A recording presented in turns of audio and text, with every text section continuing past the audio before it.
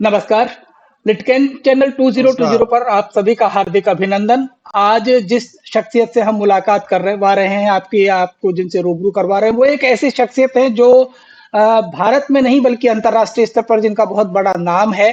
अंतर्राष्ट्रीय स्तर पर भी यदि हम देखें तो इन्होंने करीब 14 देशों की यात्राएं की हैं। फ्रेंच, जर्मन और अंग्रेजी बहुत धारा प्रवाह बोलते भी हैं, सिखाते भी हैं और सबसे बड़ी बात है इंटरनेशनल टूरिस्ट गाइड हैं। जोधपुर में रहते हैं। इनका जन्म 1943 11 सबसे मैं एक और बात जो इनकी उपलब्धियों में कहें, अभी 10 अगस्त को इनकी पहली पुस्तक लॉन्च हुई है। आप सभी श्रोताओं से, दर्शकों से इनको रूबरू करवाते हैं। आप हैं मदन लाल जांगीड़, जोधपुर से। जांगीड़ साहब, आपका हार्दिक अभिनंदन, स्वागत, क्योंकि आप धन्यवाद, बहुत बहुत धन्यवाद। मिस्टर लाल के नाम से आप जाने जाते हैं। क्योंकि विदेश में जब बोलते हैं कि आपका नाम क्या है तो मदन लाल जांगीड़ लंबा पड़ जाता है जी। तो उनके नाम हमारे लिए डिफिकल्ट होते हैं, हमारे नाम उनके लिए डिफिकल्ट होते हैं। इसलिए थोड़ा सा मैंने अपने नाम का लाल हिस्सा लिया और आई एम मिस्टर लाल। आप लाल हैं और लाल आप सिर्फ कहने के लिए नहीं है, आप भारत माँ के लाल हैं, जिन्होंने भारत का नाम एक अंतर्राष्ट्रीय स्तर पर टूरिस्ट गाइड के तौर पर एक इतिहास जो के जानकार के रूप में अपना नाम दर्ज करवाया है। तो निश्चय ही आप धरती के लाल भी हैं और उस सूर्य नगरी के लाल भी हैं जिस सूर्य नगरी से आप आते हैं। बात यह है कि मैंने पर्यटन के अंदर ही सिर्फ काम किया है। यूँ मेरी पढ़ाई लिखाई बहुत हुई है। मैं किसी जमाने में 1973 का फर्स्ट डिवीजन एमए हूँ वाह। इतिहास में। सेकंड पोजीशन मैंने फ्रेंच के अंदर फ्रेंच डिप्लोमा में ऑनर से पास किया है और इस तरह से जर्मन मैंने पास की है। लेकिन जब कहीं पर भी हाथ नहीं आया, एक दिन ऐसा आया कि गाइड चाहिए थे और मैं उस गाइड के अंदर पास हुआ और फर्स्ट पोजीशन से पास हुआ। 32 लड़के लिए थे। आज तो 32,000 गाइड हो सकते हैं, लेकिन उस जमाने में 1976 में केवल पूरे राजस्थान के लिए 32 गाइड्स लिए थे और उन 32 गाइड्स की ट्रेनिंग के बाद जो एग्जाम लिया गया था उसमें मुझसे एक प्रश्न पूछा गया था कि आप टूरिज्म को बढ़ावा देने के लिए क्या कर सकते हैं।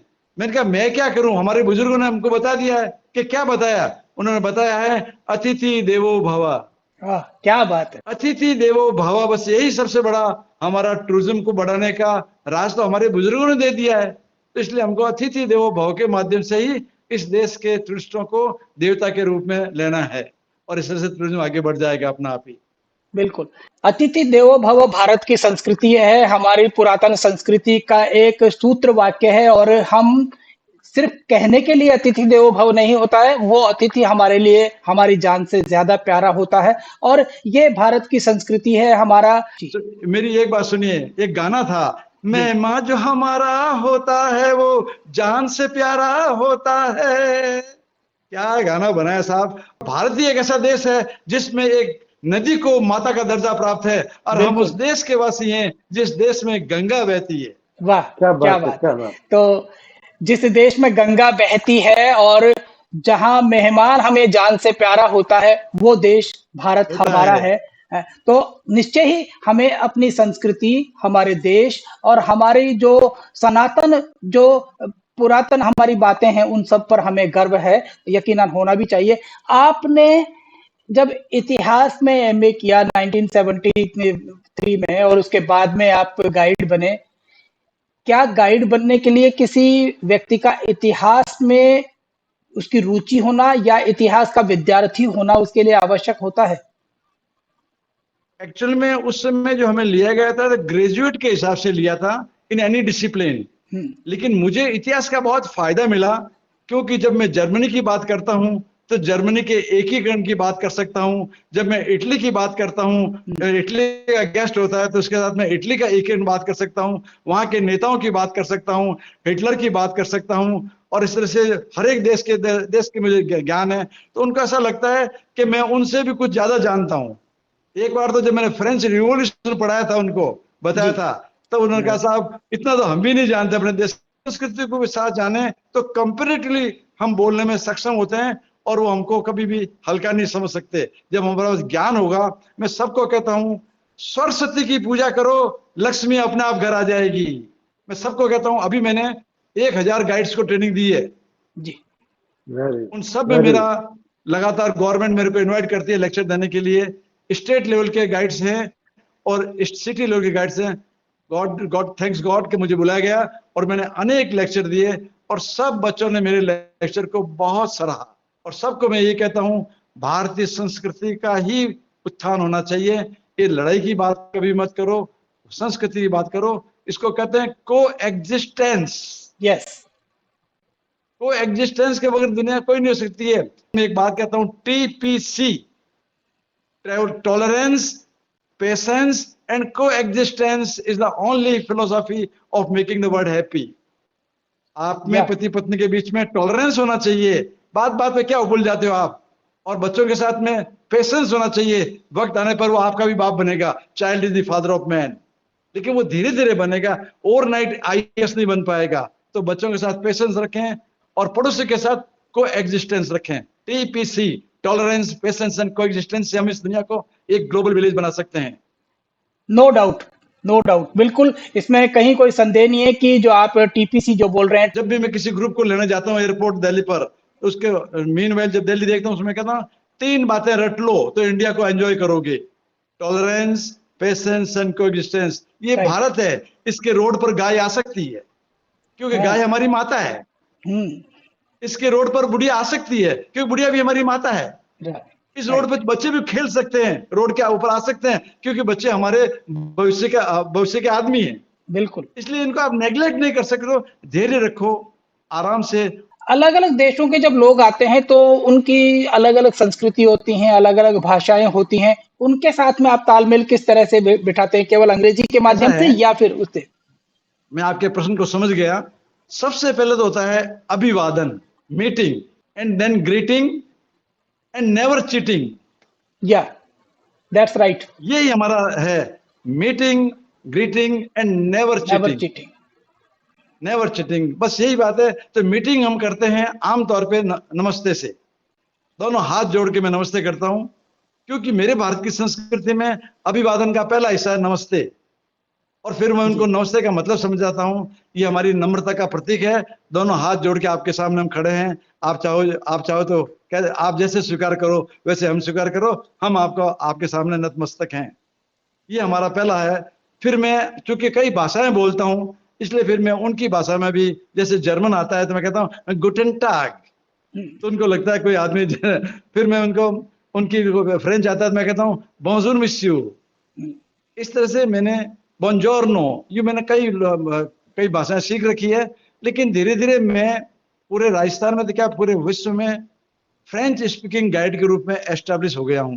क्योंकि और भी भाई लोग काम करते हैं, उनकी हर जगह पंचायती करने का अच्छा भी नहीं रहता है। तो मैं as a French speaking guide ही काम करता हूँ। जर्मन मैंने शुरुआत में किया था, लेकिन जर्मन के लोग मुझे ज्यादा मिले नहीं। तो फिर मैंने उसी वक्त एक, मैं आपको फ्रेंच में, जर्मन में एक लैंग्वेज क्या ich muss entschieden, dass ich muss Deutsch lernen. I have decided myself that I must learn German. ये मैंने बोला था। तो फिर मैंने एक किताब खरीदी बाजार से, वही बॉम्बे के रोड साइड से, रोड पे बहुत सी किताबें बिकती है। उस किताब का नाम है एसिमिल, ASSIMIL। एसिमिल का मतलब होता है घोटना। ये घोटना है अपन, वो एसिमिलेशन। उस किताब के मैंने 26 चैप्टर पहले तो हाथ से लिखे। मैंने कहा किताब खो नहीं जाए। 26 चैप्टर की कॉपी हाथ से की और फिर किताब अपने दिल के पास रखता था सोते वगैरह, और उनको घोटता था मैं। और 26 चैप्टर के बाद में मुझे फ्रेंच बोलना आ गया। वाह, क्या बात है। तो ये एक बहुत अनूठा उदाहरण है आपकी जिजीविषा का, आपके एक कर्मठ लर्नर जो कहें उसके बारे में। वो अनूठा उदाहरण है क्योंकि इतना सहज नहीं होता है किसी विदेशी भाषा को अपनाना और उसको सीखना। लेकिन बिना किसी गुरु के, बिना किसी दूसरे गाइड के आपने खुद अपने। मैं जर्मन भाषा के लिए स्कूल गया था, गोथे इंस्टीट्यूट, मैक्स मुलर भवन, बॉम्बे गया था मैं। फिर मैं पुणे गया था, मैक्स मुलर भवन, मुल्ला मुट्ठा नदी के किनारे एक कमरा लेकर, जो कि शहर में कमरा था। मैं कहा नहीं, शहर में कमरा मैं नहीं लूंगा, हॉस्टल था वहां का, मैं अकेला रहूंगा कमरे में। क्यों कि बोल बोल के पागल की तरह मैं बोल बोल के याद करता था। तो इससे तो मुझे बोलने का जब एग्जाम हुआ तो 30 में से 29 नंबर मिले बोलने में उस समय जब मैं स्टूडेंट था। हाँ लाल साहब, एक बात आपसे पूछेंगे। आप जब बात कर रहे हैं कि बोलने की बात है, क्योंकि टूरिस्ट गाइड का काम है ओरेटर का, वो हर चीज को बहुत अच्छे से समझाता है और ऐतिहासिक जो तथ्य हैं उनको भी समझाता है, भारतीय संस्कृति को समझाने का प्रयास करता हाँ, है, लोगों को समझाता है।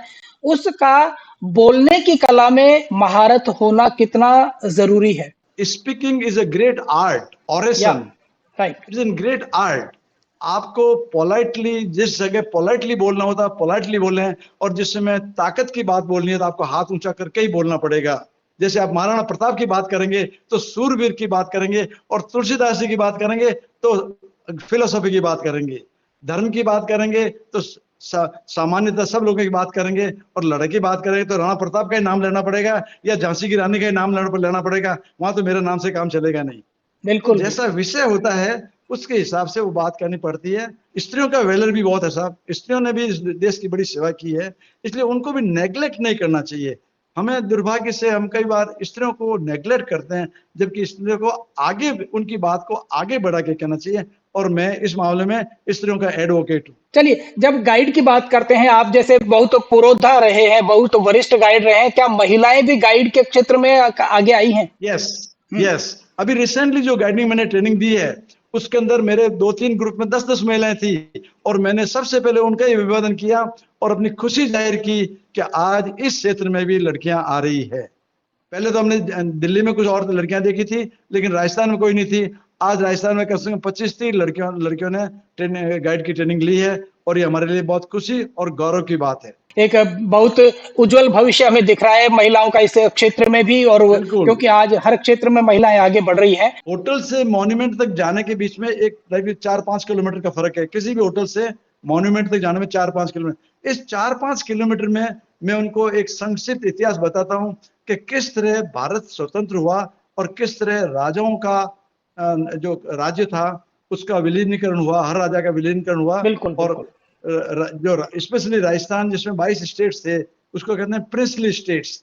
उन यस। प्रिंसली स्टेट्स को वल्लभ भाई पटेल की मदद की वजह से ये कराया गया।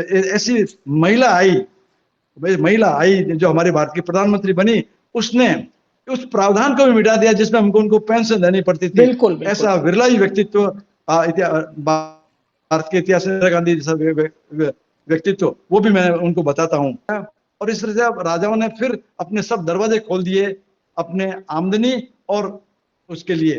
भाई देखो, अब इतना बड़ा किला है, उसको मेंटेन करने के लिए आमदनी तो चाहिए, चाहे भले उनको पर्सनल खर्चे के लिए नहीं चाहिए, लेकिन किले को मेंटेन करना चाहिए। और हम खुद सब लोग देखना चाहते हैं, इसलिए उस अमेंडमेंट ऑफ कॉन्स्टिट्यूशन के बाद में जब राजाओं का प्री पर्स बंद हुआ, उसके बाद सब किलों के दरवाजे और महलों के दरवाजे खुल गए, और ये बहुत अच्छी बात हुई। ये एक पॉजिटिव बात हुई हमारे भारत के अंदर, और पर्यटन जो कि उपेक्षित था उसके बाद पर्यटन अपेक्षित हो गया। बहुत से राजमहल, राजघराने ऐसे हैं जिनकी कहानियां चाहे वो दुखद हों, चाहे सुखद हों, आम आदमी तक कभी नहीं पहुंची। क्या उन कहानियों को, उन बातों को भी मिस्टर लाल विदेशी पर्यटकों को बताने का प्रयास करते हैं, जो बहुत छुपी हुई है, जो यस। देखिए, खजाना है?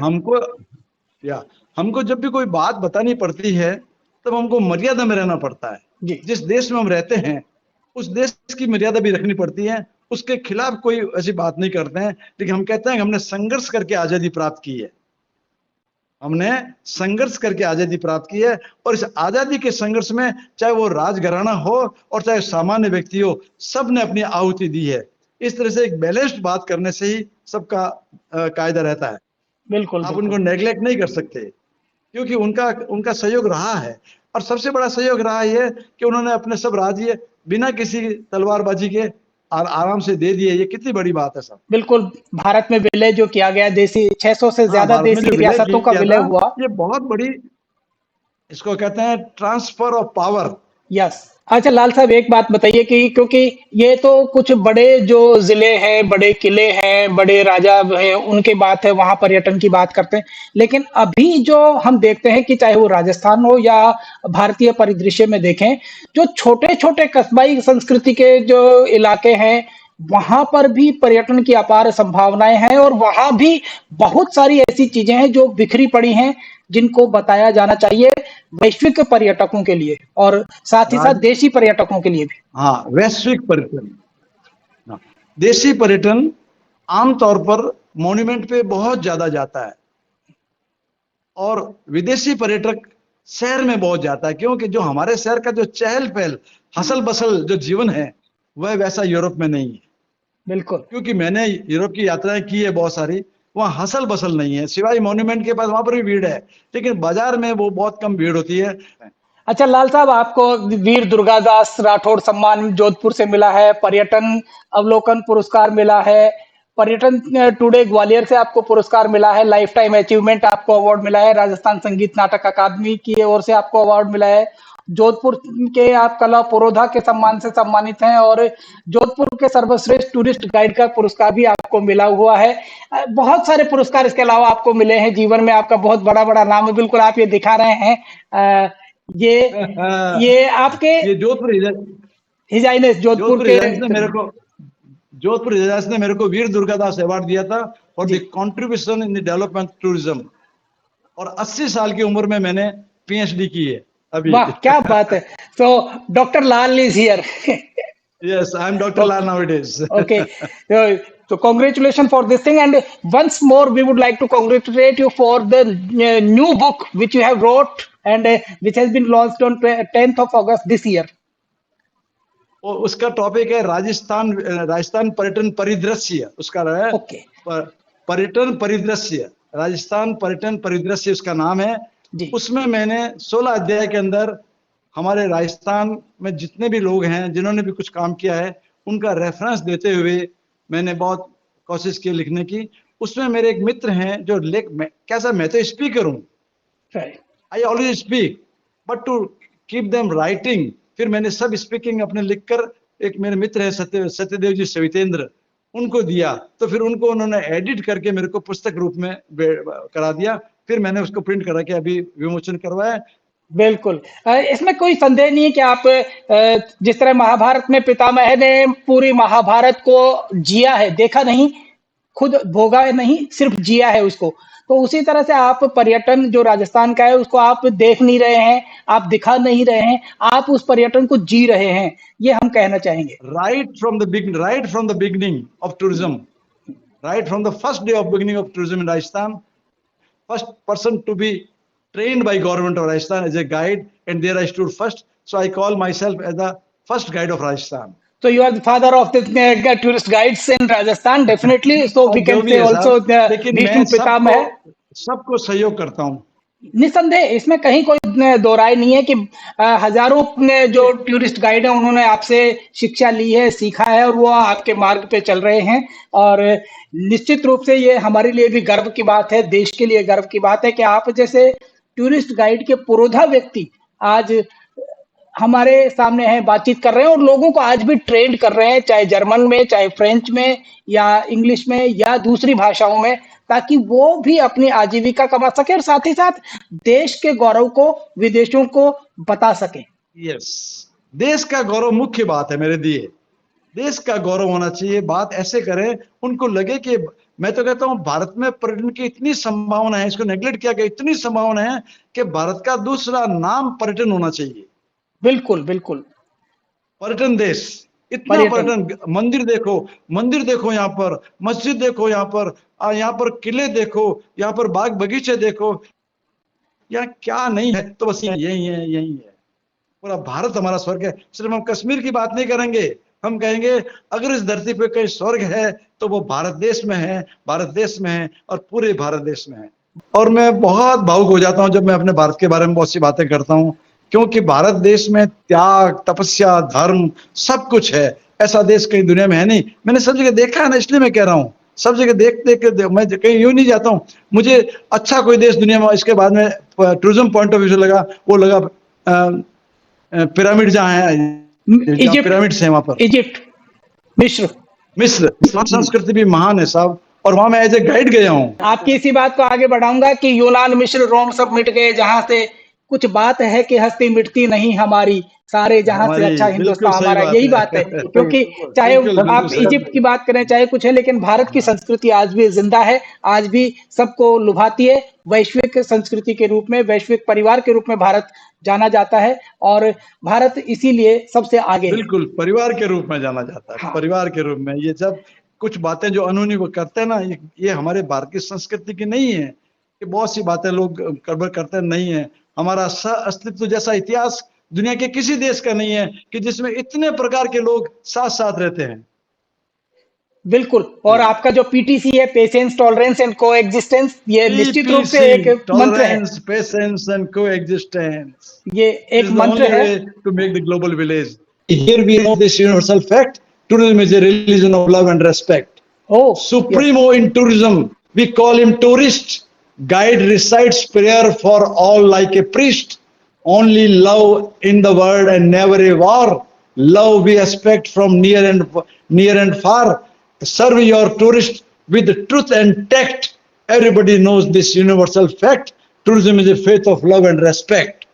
Lovely peace comes by tourism net. Lovely, remove wars from this lovely planet. This religion is without color and caste. Help it grow dear, steady and fast. Steady and वाह! fast. so Work nice. with courage. Work with courage. Politely you act. Everybody knows this universal fact. Tourism is a faith of love and respect. Where can roam people of all age? Masters need not to have a page. Children smile, elder has courage. All countries should have a lovely pact. Everybody knows this universal fact. Tourism is a faith of love and respect. Long live tourism. Make tourism a global religion. Respect. Make this earth a global village. Masters need not to have a page. Children smile, elder has courage. All countries should have a lovely pact. Everybody knows this universal fact. Tourism is a faith of love and respect. Long live tourism. Make tourism a global religion and new vision, new religion with new vision, where we are not recognized by our caste, creed, color, and gender. Tolerance, patience, and coexistence is the only way to peace and happiness.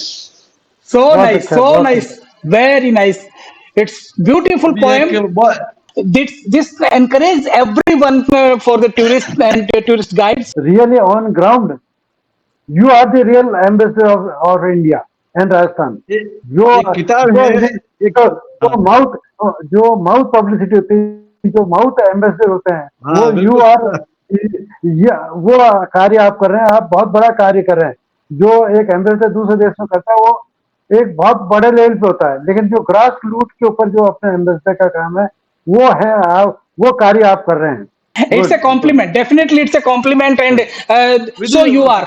इसीलिए बहुत हमने बड़ी बात, आपको, बहुत बड़ी इसीलिए पर्यटन का पुरोधा हमने आपको कहा है और आप निश्चय ही इसमें कहीं कोई दो राय नहीं है कि आप पर्यटन के पुरोधा हैं, पर्यटन के पितामह हैं और राजस्थान पर्यटन के तो, राजस्थान टूरिस्ट गाइड के तो निश्चित रूप से आप पितामह हैं।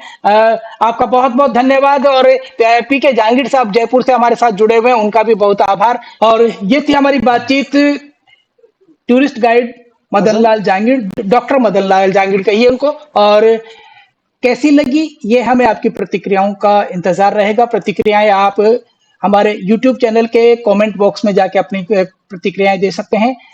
यदि आपको ये बातचीत पसंद आई हो तो लाइक कीजिए और साथ ही साथ हमारे चैनल को सब्सक्राइब भी कीजिएगा। इसी तरह के बहुत सारे कुछ गुदगुदाती हंसाती बातें, कुछ और कुछ ऐसे संस्मरण अलग-अलग लोगों से हम लेके आते रहेंगे। आपका बहुत-बहुत आभार। देखते रहिए YouTube चैनल लिटकैन 2020।